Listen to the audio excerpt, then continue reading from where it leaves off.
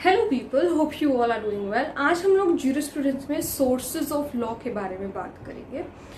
सबसे पहला सोर्स है कस्टम। देखो, कस्टम का मतलब अगर हम लोग सिंपल भाषा में समझने की कोशिश करें तो कस्टम एक तरह की प्रथा होती है जो कि सोसाइटी के मेंबर्स फॉलो करते हैं। ठीक है, तो सबसे पहले हम ये बात कर लेते हैं कि सोर्सेज ऑफ लॉ का मतलब क्या होता है। तो इसमें ज्यूरिस्ट ने, जो हमारे ऑस्टिन थे, उन्होंने कहा it can be used in 3 senses, यानी कि सोर्सेज ऑफ लॉ को हम 3 तरीके से समझ सकते हैं। सबसे पहले authority from which law emanates, मतलब सोर्स ऑफ लॉ एक ऐसी अथॉरिटी है जहां से लॉ इमिनेट होता है। इमिनेट का मतलब होता है जहां से लॉ की उत्पत्ति होती है। ठीक है। सेकेंड चीज उन्होंने कही historical material from which existence of law is known. Sources of law एक ऐसा हिस्टोरिकल मटेरियल है जहां से हमें लॉ के एग्जिस्टेंस के बारे में पता चलता है। ठीक है। Then third thing, causes which give society force of law. ठीक है, ये हो गई 3 चीजें। देन उसके बाद फुलर कहते हैं मटेरियल्स फ्रॉम विच जजेस obtain rules for deciding cases. इन्होंने क्या कहा कि सोर्स ऑफ लॉ एक ऐसा मटेरियल है जहां से जजेस रूल ऑब्टेन करते हैं केसेस को डिसाइड करने के लिए। ठीक है, अब बात करते हैं कस्टम की। कस्टम क्या होता है? सबसे पहली बात तो इसका इंट्रोडक्शन ये है कि it is the oldest source of law. तो कभी कभी ये क्वेश्चन आ जाता है, चाहे 1 वर्ड में ले लो या चाहे आप उसमें MCQ में ले लो कि which is the oldest source of law. So that is custom, और इसको हिस्टोरिकल स्कूल ने एडवोकेट किया था। तो ये भी पूछ लेते हैं कि हिस्टोरिकल स्कूल ने कौन सा सोर्स ऑफ लॉ एडवोकेट किया था। So that is custom. Okay, या फिर ये पूछ लेंगे that by which school custom is advocated. So the answer is historical school. Salmon ने एक बात यहाँ पर कही, custom is to society what law is to state. यानी कि सोसाइटी के लिए कस्टम बिल्कुल उसी तरीके का है जिस तरीके से लॉ स्टेट के लिए है। जैसे सोसाइटी के लिए कस्टम एक प्रथा बनी हुई है। ठीक है, तो सोसाइटी के लिए क्या चीज है? कस्टम। और स्टेट के लिए क्या चीज है? लॉ। ठीक है, समझ में आया? अब यहां से हम कस्टम की मीनिंग डिराइव कर लेते हैं, अभी जो हम लोगों ने पढ़ा है। So custom is the continuing course of conduct. देखो, कस्टम तभी बन सकता है, एक इसेंशियल की अगर हम लोग बात करें, कस्टम कब बन सकता है? एक वैलिड कस्टम तब कहलाएगा जब वो चला आ रहा है, बहुत सालों से वो चीज एकदम से चली आ रही है, तो उसको हम लोग कस्टम कहते हैं। इस वजह से हम इसको कहेंगे कॉन्टिन्यूइंग कोर्स ऑफ कंडक्ट होना चाहिए। ठीक है, by express approval of the members of society.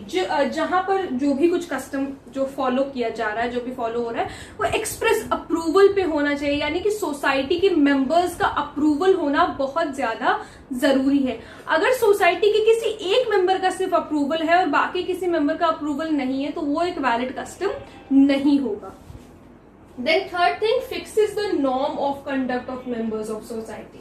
किस तरीके से मेंबर्स काम करेंगे तो वो उस कस्टम पे डिपेंड करता है। भाई कस्टम जो कस्टम बनाया गया, जो प्रथा बनाई गई है, उसी तरीके से जो मेंबर्स हैं सोसाइटी के वही काम करेंगे ना। तो इसी वजह से कहा गया है fix is the norm of conduct of members of society.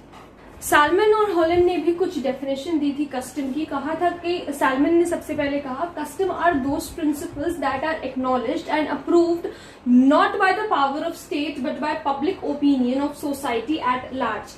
इन्होंने कहा कस्टम एक ऐसा प्रिंसिपल है जो कि एक्नॉलेज और अप्रूव्ड नहीं किया जाता है, मतलब स्टेट के पावर से उसको कोई मतलब नहीं है। ठीक है, ये किससे अप्रूव किया जाएगा? By the society. जब सोसाइटी कोई चीज अप्रूव कर देती है तो वो कस्टम हो जाता है। ठीक है, इसको स्टेट से कोई मतलब नहीं है। देन हॉलैंड ने कहा generally observed course of conduct है।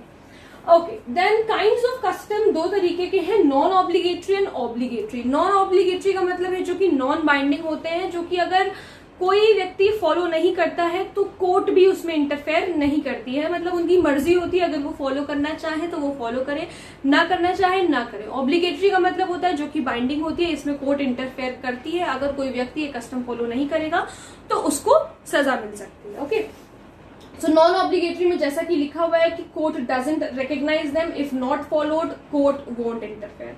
अगर इसे फॉलो नहीं किया जाएगा तो कोर्ट इंटरफेयर नहीं करेगी। इसको एक एग्जांपल से समझो, जैसे शेविंग ऑफ हेड होता है, जैसे जब किसी की डेथ हो जाती है, किसी की मृत्यु हो जाती है हमारे हिंदू उसमें, तो हेड शेव कराते हैं, जो घर के मर्द होते हैं वो हेड शेव कराते हैं। तो अब ये जरूरी नहीं है कि वो अपना हेड, कंपलसरी नहीं है, ठीक है, ये नॉन ऑब्लिगेटरी है। अगर वो अपनी श्रद्धा से कराना चाहें तो वो करा सकते हैं, अगर वो नहीं कराना चाहें तो उससे that is particularly not enforceable by law, ठीक है। ऐसा कोई जरूरी नहीं है, कंपल्शन नहीं कि उन्हें कराना ही कराना है। तो ये नॉन ऑब्लिगेटरी कस्टम हो गया, अगर वो चाहें तो बिल्कुल करवा सकते हैं, ठीक है। ऑब्लिगेटरी कस्टम वही मैंने आपको बताया, binding and enforceable by law. तो कितने तरीके के कस्टम होते हैं? 2 तरीके के होते हैं, नॉन ऑब्लिगेटरी और obligatory. Non obligatory further divided है लीगल और कन्वेंशनल में। लीगल में independent of any agreement between the parties, देखो ये लीगली बाइंडिंग होता है, ये वाला जो कस्टम होता है। अच्छा सॉरी, हाँ, ऑब्लिगेटरी कस्टम आपका जो है वो फर्दर डिवाइडेड है लीगल और कन्वेंशनल में। तो लीगल में क्या है कि ये देखो, जैसा कि आप अभी हमने क्या पढ़ा, ऑब्लिगेटरी कस्टम होता है एनफोर्सेबल बाय लॉ, तो ये दोनों भी कैसे होंगे? एनफोर्सेबल बाय लॉ होंगे, ऑब्वियसली बात है। लीगल कस्टम फर्दर डिवाइडेड है लोकल और जनरल में। कन्वेंशनल कस्टम होता है custom is incorporated into an agreement and applicable to the parties of agreement. ये क्या होता है? सिर्फ जो पार्टीज होती है एग्रीमेंट की, मतलब जिन्होंने एग्रीमेंट किया होता है, जो 2 पार्टीज ने, सिर्फ उनके ऊपर एप्लीकेबल होता है। अब कस्टम, वैलिड कस्टम कब बनता है, उसके एसेंशियल्स के बारे में हमें जानना होगा। ये बहुत ही इंपॉर्टेंट है, और जैसे अगर आपके सेमेस्टर के एग्जाम है तो उन सब में ये एक लॉन्ग आंसर में पूछा जा सकता है। तो सबसे पहले तो कस्टम रीजनेबल होना चाहिए। सर एडवर्ड कोक ने एक बात कही है, custom is said to be contrary to reason if it is opposed to the principle of justice, equity and good conscience. अगर कस्टम अपोज कर रहा है जस्टिस, इक्विटी को या फिर एक गुड कंसाइज को, तो वो कस्टम नहीं माना जाएगा, ठीक है। तो रीजनेबल होना चाहिए। Then second, compulsory observance. अभी मैंने आप लोगों को शुरू में एक बात बताई थी कि अगर किसी पर्टिकुलर इंडिविजुअल ने वो बात मानी हुई है तो वो एक वैलिड कस्टम नहीं होगा, that cannot be listed as customary law. तो इसमें वही लिखा है, the practice is left to individuals choice, it cannot be tested as customary law. Compulsory observance होना चाहिए, यानी कि जितने मेंबर्स हैं सोसाइटी में सब उस कस्टम को फॉलो कर रहे होने चाहिए, ठीक है।